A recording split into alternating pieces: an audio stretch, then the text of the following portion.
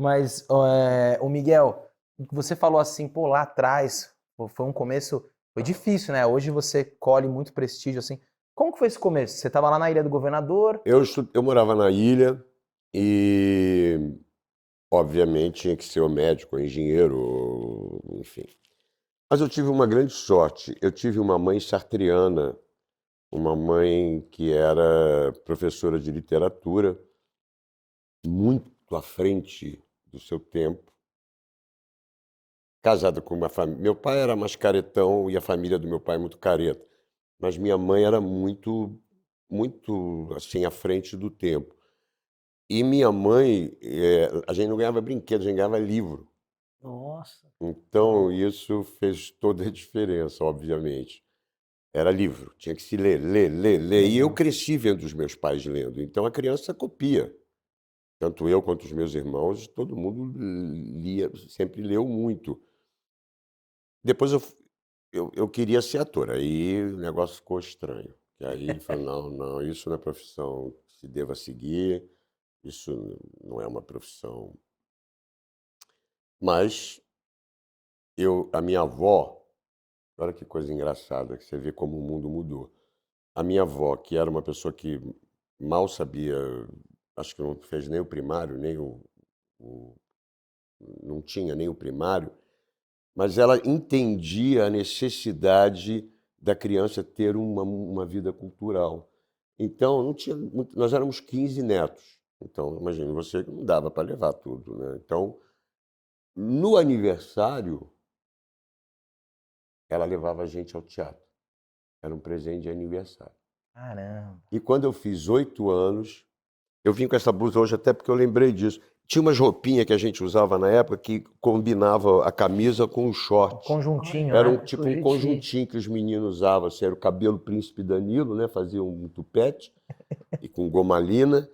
E eu me lembro que eu usava uma roupinha assim nesse dia, meu aniversário de 8 anos. Ela me levou no Teatro João Caetano e eu via Bibi Ferreira fazendo Alô Dolly no balcão. E eu saí dali uma criança transformada para todo sempre. Me lembro que no final do primeiro ato tinha um trem, ela saía no trem, cantando, dando. Eu fiquei louco. Falei, porra, tem uma outra vida acontecendo ali. Fiquei louco, louco, louco, perdi o juízo. E nunca mais pensei que eu ia ser outra coisa na vida. Então, você vê que coisa impressionante, né? Uma ida ao teatro determinou a minha vida e como é importante a criança ser exposta a esse tipo de coisa. A arte, a cultura. Bom, então eu tinha isso em casa, mas quando eu quis fazer isso profissionalmente, né, o bicho pegou. Uhum. Aí o meu pai falou, não tem como.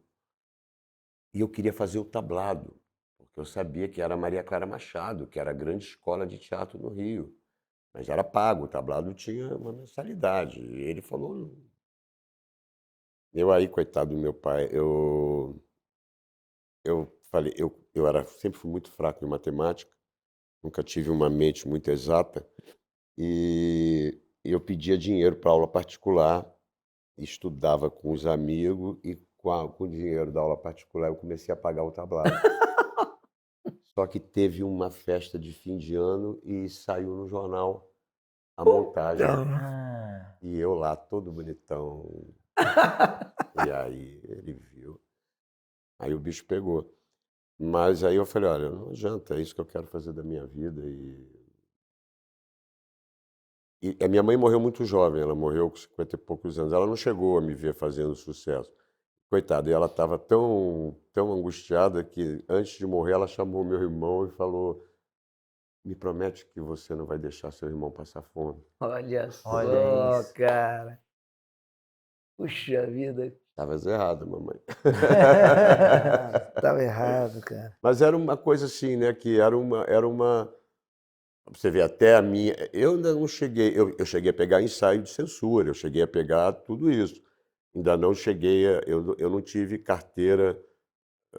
Uma geração acima da minha, as mulheres ainda tinham a mesma carteira das prostitutas, né, as atrizes. É Era verdade. prostituta, era isso. O teatro, atores eram marginais. que era um absurdo, né? Então, para uma família burguesa, era uma escolha muito fora dos padrões, né? Mas eu acho que é um chamado, né? Quando você realmente tem um chamado, e talvez a dificuldade tenha me ajudado, né? Eu costumo dizer, antigamente as mães sonhavam em ver o filho no Banco do Brasil. Hoje em dia querem na televisão, querem, né? As mães estão vendendo os filhos na porta, Faz um né? TikTok, É, filho. Jogador de é o futebol. TikTok hoje em dia, né? Enfim, e é claro que não é todo mundo. Você tem um componente, várias coisas. Claro que eram menos, mas eu acho que da minha turma do tablado, 2 seguiram carreira. Você tem que estar na hora certa, no lugar certo, no momento certo. É uma coisa muito misteriosa esse processo, É, né? tem um pouco Outro da dia eu estava vendo que a resiliência. Marisa esteve aqui, né? A Marisa comentando, o Caco Antibes foi recusado, Caraca, É, né? velho. O Caco Antibes foi recusado. As E- pessoas não queriam fazer. E eu falei para o Daniel, me deixa fazer, pelo amor de Deus. Me deixa fazer, eu faço um teste, me deixa fazer. E olha Caraca, que velho. loucura. Foi um personagem que mudou a minha vida, mudou tudo. Então, era meu, claro, né? Eu não fui a primeira opção, não fui nem a segunda opção do... Eu me lembro que, olha como a vida é misteriosa. Eu estava chegando na minha casa, eu morava em Botafogo, subindo a escada, era um predinho, e o telefone tocando, e eu corri assim para atender o telefone, subi a escada correndo, e o cara falou assim: "Você pode vir para São Paulo?" Eu falei: "Por quê?" "Porque o ator que ia fazer um comercial ficou doente e não vai fazer, a gente vai rodar esse comercial amanhã, a gente precisa de um cara louro de olho azul." Nossa, cara. Eu falei: "Você pode vir, a gente manda passar, você pode vir hoje à noite para dormir em São Paulo?" Eu falei: "Claro." Pô, é um cachê que, porra, ia me salvar o ano. Eu falei: "Pô, imagina, estou indo correndo até para São Paulo." Fui. Esse comercial que eu fiz, o Walter Avancini, grande, saudoso Walter Avancini, grande diretor, estava num hotel, depois ele me contou isso, e passou esse comercial. Falou: "Quem é aquele garoto?" Eu era garoto na época. "Quem é aquele garoto?" "Ah, é o Fala Bela, ele é de teatro, ele fez umas coisinhas aí na televisão." Ele falou: chama ele, eu quero conversar com ele." E eu fui conversar com ele, me chamaram, falei: "Ah, o Walter Avancini." Eu falei: "Porra." E ele olhava assim, sabe? Ele ficava te olhando os ângulos, ele era todo cavanhaque, eu todo cabreiro assim. Quando ele conversou comigo, ele ia fazer a nova versão da Selva de Pedra, Isso. 85, eu acho. E aí, quando a gente acabou de conversar, ele falou: "Vou te dar o melhor papel masculino dessa novela." caramba. Eu falei: "Como assim?" Aí olha que engraçado. E ainda me levou lá no cara da grana, que era o Rui Matos, falou: "Paga o menino direito, viu? Porque ele vai trabalhar muito." Tem muito carinho pelo Avancini. "Paga o menino direito que ele vai trabalhar muito." E eu tinha, porque eu era... O Carlos Vereza fez a primeira versão, o meu personagem, o Miro. E então eu tinha o Vereza na cabeça.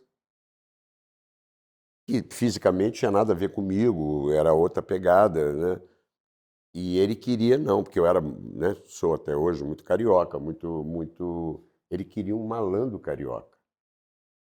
Mas ele não queria um malandro carioca com o physique de rôle do malandro carioca. Ele queria, assim, um garoto louro de olho azul que fosse um Sim. malandro carioca. Aquelas coisas do Avancini. E aí eu fui fazer uma cena com o Tony Ramos e eu tinha que chorar. Nervoso, cara. O Tony é aquele príncipe, né? Um cara admirável, tá vendo? Você não vai encontrar uma pessoa que tenha isso para dizer do Tony, porque vai estar mentindo. Porque é um lorde, é um amigo, é generoso, é bom colega, é tudo de bom. E o Tony, calma, companheiro, calma, calma. Eu nervoso, querendo fazer bem, né, cara? Pô. O cara estava me dando uma chance e logo eu tinha que chorar, porque o pai tinha abandonado ele na estrada para ele morrer atropelado, e eu tinha que acordar de um pesadelo chorando. E quem deles disse que eu chorava? Quem disse que ele queria? Eu quero lágrima. Cara, eu pensei em tudo, cara. Pensei na minha mãe já tinha morrido. Pensei na minha mãe, no enterro da minha mãe, pensei e não vinha. Mas não vinha de jeito nenhum, cara. Eu falei para eles, eu posso botar um colírio? Eu interpreto e ponho um colírio. Não, eu quero lágrima. Caraca, moleque. Quero lá. E os câmeras já assim, né? Tá que pariu, cara. Não vamos sair daqui hoje, puta que pariu. Aí teve uma hora que ele falou assim, queria pedir desculpa a todos aqui do estúdio, eu achei que eu tinha contratado um ator, perdoa. Nossa, velho. Cara, aí eu falei, ô Avanci, peraí, pô. Ele falou, gravando? Tá gravando? Aí, cara. Maravilhoso. Quer dizer, não tem preparação de ator, Você melhor dirigiu direitinho. Porque eu falei, caralho, vou perder o papel hoje, né? Hoje ele vai me substituir, né? É hoje que eu perdi minha grande chance. Eu falei, pô, você não faz, espera aí, deixa eu... Ele falou, gravando! Bora! Maravilhoso. Maravilhoso, tenho muita saudade. Deixe seu comentário, dê seu like, se inscreva no canal.